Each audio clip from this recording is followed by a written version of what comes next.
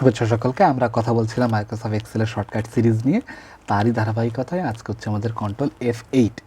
ctrl+F8টি যদি আমরা কাজ করতে চাই তাহলে আমাদের ctrl+F5 হয়ে তারপর আসতে হবে।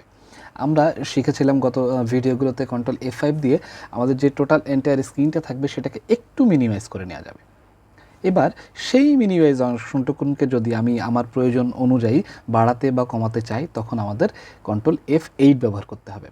আমি প্রথমে F5 প্রেস করলাম। দেখুন আমি এখন ctrl+F5 প্রেস করতেছি, তাহলে কিন্তু আমাদের সেই স্ক্রিনটা একটু ছোট হয়ে গেল। এখন প্রেস করলাম ctrl+F8।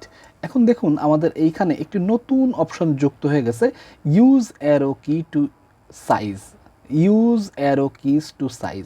আমরা যদি অ্যারো কি নিচের দিকে প্রেস করি তাহলে দেখুন আমাদের উইন্ডোজটা নিচের দিকে বড় হবে, যদি বাম দিকে প্রেস করি তাহলে বাম দিকে বড় হচ্ছে, যদি ডান দিকে প্রেস করি তাহলে ডান দিকে বড় হবে, এবং উপরে যদি প্রেস করি তাহলে আমাদের স্ক্রিনটা কিন্তু উপরের দিকে প্রয়োজন অনুযায়ী বড় হচ্ছে। এভাবে আমরা কিন্তু খুব সহজেই ctrl+F5 এবং ctrl+F8 দিয়ে আমাদের উইন্ডোজটিকে প্রয়োজন মতো বড় বা ছোট করতে পারি। আমরা আরও একবার প্রথম থেকে পুরো বিষয়টাকে দেখি।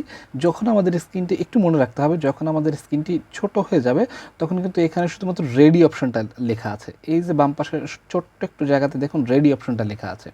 আমি স্ক্রিনটা বড় করে দিলাম। আমরা ctrl+F5 প্রেস করে আমাদের উইন্ডোজটাকে একটু ছোট করে নিয়ে আসলাম। এবার ক্লিক করব হচ্ছে আমরা ctrl+F8। এবার দেখুন যেখানে এই যে রেডি কথাটা লেখা আছে, রেডি ওয়ার্ডটা আছে, সেখানে কি লেখা চলে আসে।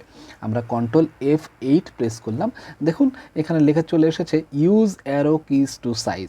আমি যদি অ্যারো কিটা নিচের দিকে প্রেস করি তাহলে স্ক্রিনটা আমাদের উইন্ডোজের স্ক্রিনটুকুন একটু নিচের দিকে যাচ্ছে, আমি যদি ডান দিকে প্রেস করি তাহলে কিন্তু ডান দিকে বড় হচ্ছে।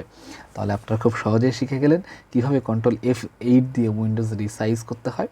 তাহলে আজকের ভিডিও ছিল এই পর্যন্তই। সকালে ভালো থাকবেন, অসংখ্য ধন্যবাদ।